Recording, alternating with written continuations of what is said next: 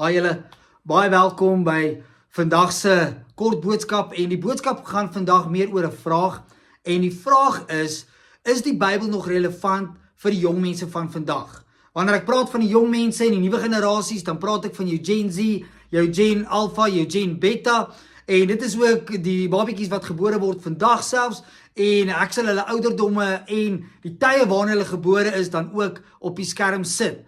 Maar die belangrike vraag is die Bybel nog relevant en van toepassing op hulle? En baie keer het ons dalk daai vraag nie van is die Bybel nog relevant of van toepassing nie, maar hoe kan ons hulle help om die Bybel dalk te verstaan, om dit toe te pas op hulle moderne lewe van vandag? En so mag hierdie paar punte wat ek vandag bespreek jou ook dan help as 'n ouer volwassene, as 'n onderwyser, as 'n geestelike leier. Kom ons gaan so 'n bietjie deur van hierdie punte wat ek dan ook hier genoem het. Nou nommer 1 het ek gesê die Bybel antwoord vrae wat Google nie kan nie. Belangrik, die Bybel gee vir ons daai nodige insig en wysheid wat Google nie altyd kan nie. Google kan dalk vir ons sê hoe iets werk, maar die Bybel sê vir ons hoekom ons bestaan. Wat is ons roeping? Wat is die doel waarvoor ons geskape is? Wat is God se hart en se plan vir ons lewens? En daarom antwoord die Bybel baie keer dieper vrae wat ons het. Nommer 2 het ek hier gesê, AI kan antwoorde gee, maar nie identiteit nie. Dis belangrik dat ons sal weet dat hierdie generasie groei op met kunsmatige intelligensie en inligting is net oral. Maar dit gee nie noodwendig vir hulle 'n identiteit nie. AI kan dalk 'n CV skryf en 'n CV vir jou uittik, maar ek en jy vind ons identiteit slegs in God. Slegs in ons Skepper wat sê wie ons is in Christus. Waarvoor hy ons geroep het, waarvoor ons gemaak is ensovoorts. En dis iets wat tegnologie nie kan doen nie.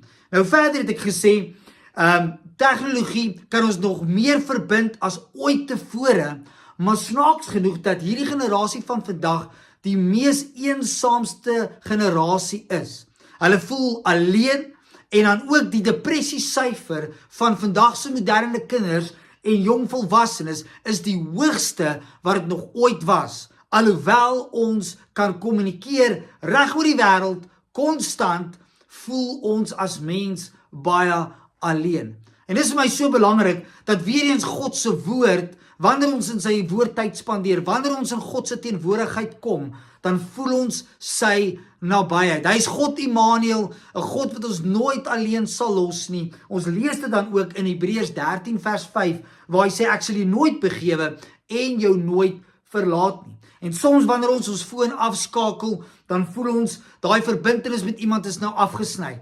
Waar God is altyd alomteenwoordig. Hy is altyd saam met ons en vir ons. En so, wat 'n amazing wete om te weet dat God is daar.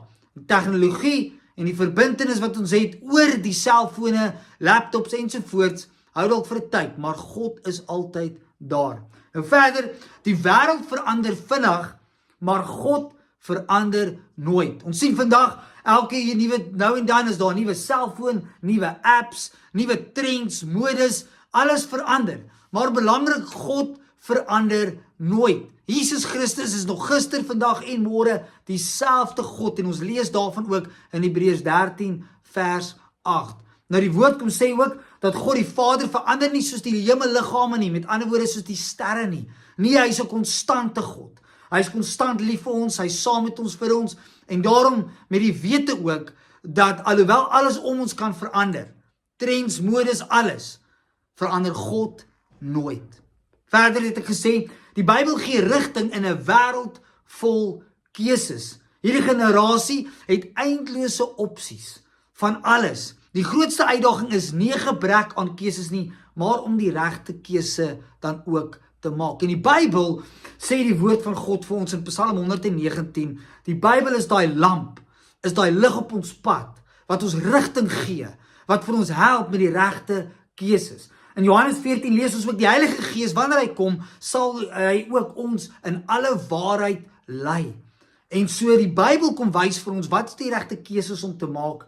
En dis belangrik, waar tegnologie kan ons dalk help met dit, maar daar's nie 'n siel en 'n gees verbonde aan dit nie, en ook nie 'n gewete nie, en daarom is dit versigtig om net tegnologie te volg.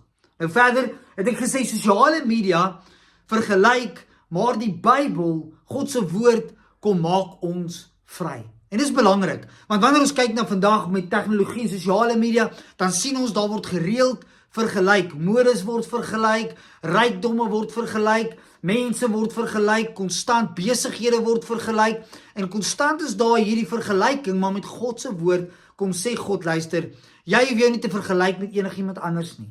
Wees wie ek jou gemaak het, en jy is geroep, en jy is geskape vir die grondlegging van die aarde, het ek jou gekies. En so is daai vryheid ook om te weet, ons kan wees wie God ons gemaak het. En wanneer ons kyk na sosiale media, dan kom sê dit vir ons moet ander like en volg ensovoorts, waar Jesus kom en hy sê die teenoorgestelde. Hy kom sê, volg my. En wanneer ons hom volg, vind ons onsself. Vind ons ware identiteit en weet ons wat God se hart ook vir ons is. Verder het ek gesê, hierdie mental illness of mentale gesondheid is ook 'n belangrike ding vandag. Ons sien dat daar is vreeslik baie druk en onsekerheid oor jong mense vandag.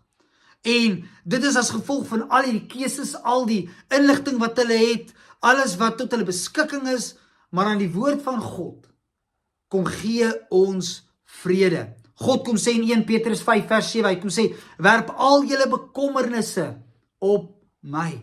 En so belangrik dat ons kan na die Here toe gaan en hy sal vrede gee. En dis die vrede wat die wêreld gee, en Jesus kom sê dit ook, maar dit is vrede ten spyte van wat ons deurgaan, ten spyte ons omstandighede, kan ons vrede en vreugde beleef. So nie net wanneer ons op sosiale media is of ons fone aan het nie, maar God is konstant daar en hy gee dit vir ons ten spyte van wat met ons gebeur. Nou verder het ek ook hier gesê, God roep elke generasie. Maak nie saak of dit 'n ou generasie is, toekomstige generasies is nie, die generasie van die nou nie, God roep elke generasie.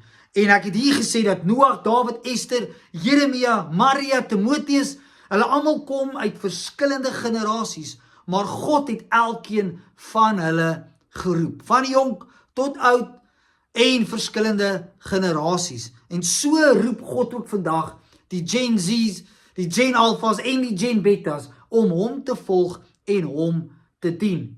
Ek het laastens gesê, die evangelie en God se woord raak nooit oud nie. Dit is tydloos.